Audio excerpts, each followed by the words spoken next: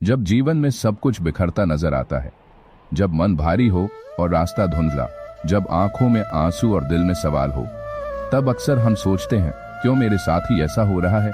ऐसे वक्त में मन कमजोर होता है, सब कुछ छोड़ देने का मन करता है। लेकिन क्या आपने कभी सोचा है कि श्री कृष्ण ने अर्जुन को क्या सिखाया था युद्ध भूमि में, जब वो खुद टूट चुका था। जी हाँ, महाभारत के युद्ध के पहले क्षणों में अर्जुन भी थक गया था, टूट गया था और लड़ने से इनकार कर दिया था। तब श्री कृष्ण ने उससे कहा था, हे अर्जुन, इस दुर्बलता को अपने पास मत आने दो, यह तुम्हारे जैसे वीर के लिए शोभा नहीं देती। जीवन का सबसे कठिन वक्त ही आपके सबसे मजबूत बनने का अवसर होता है। हर बुरा वक्त एक बदलाव का संकेत है। एक किसान की कहानी सोचिए। जब बारिश नहीं होती, किसान निराश नहीं होता, बल्कि अपने बीजों को और गहराई में दबाता है, ताकि जब बारिश हो तो फसल और भी मजबूत हो सके। ठीक वैसे ही जब जीवन आपको धक्का देता है, जब हर तरफ अंधेरा होता है, समझ लीजिए कि ईश्वर आपके भीतर कुछ बड़ा करने की तैयारी कर रहा है। श्री कृष्ण कहते हैं, सुख दुख, हानि लाभ, जीत हार, इन सब को समान भाव से देखो।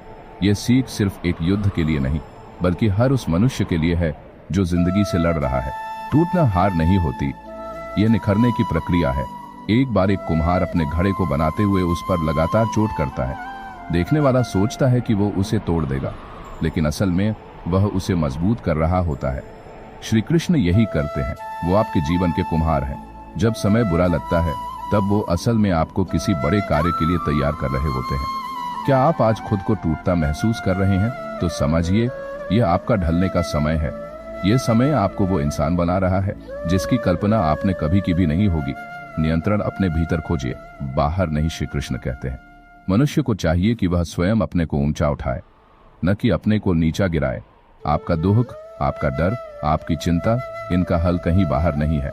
इसका हल आपके अपने अंदर है। जब आप अपने विचारों को साध लेते हैं, तब कोई भी बुरा वक्त आपको हिला नहीं सकता। जब मन डराए, तब विश्वास से जवाब दो। एक वृद्ध और अकेली महिला थी जो हमेशा कहती थी, जो भी होता है भगवान की इच्छा से होता है। एक बार उसका पूरा घर जल गया। लोग बोले, अब भी कहोगी कि यह भगवान की इच्छा से हुआ? वो मुस्कुराई और बोली, हो सकता है भगवान मुझे नया घर देना चाहते हो। यह है आस्था। जब समय कठिन हो, श्री कृष्ण पर भरोसा रखो, क्योंकि वो आपके भाग्य के लेखक हैं और वो कभी भी आपकी कहानी अधूरी नहीं छोड़ते। क्या आप ऐसे विश्वास के साथ जी रहे हैं, या हर बुरा अनुभव आपको अंदर से तोड़ रहा है? गीता सिर्फ किताब नहीं, जीवन का नक्शा है।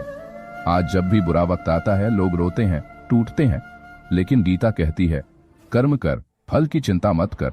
तुम्हारा अधिकार सिर्फ कर्म पर है, फल पर नहीं। अगर आपने सच्चे मन से प्रयास किया है, तो परिणाम देर से सही पर मिलेगा जरूर। भगवान श्री कृष्ण कभी किसी का परिश्रम व्यर्थ नहीं जाने देते। हर तूफान के बाद आसमान साफ होता है। एक युवक नौकरी में बार बार असफल हो रहा था।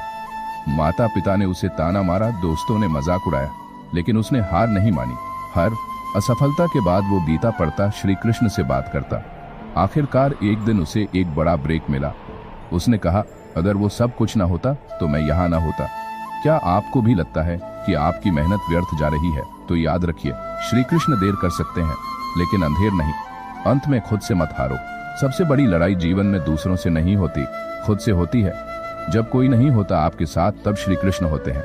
वो आपकी आत्मा की उस आवाज ने होते हैं जो कहती है, तू चल, मैं तेरे साथ हूँ।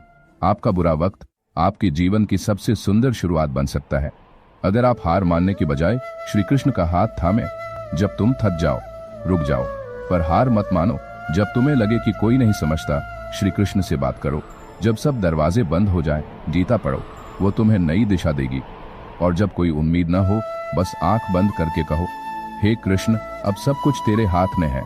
क्योंकि जब इंसान हार मानता है, तब भगवान शुरुआत करते हैं। मित्रों, अगर आपको ये वीडियो पसंद आई हो तो हमारे चैनल को सब्सक्राइब करें और वीडियो को लाइक करें। जय श्री कृष्ण।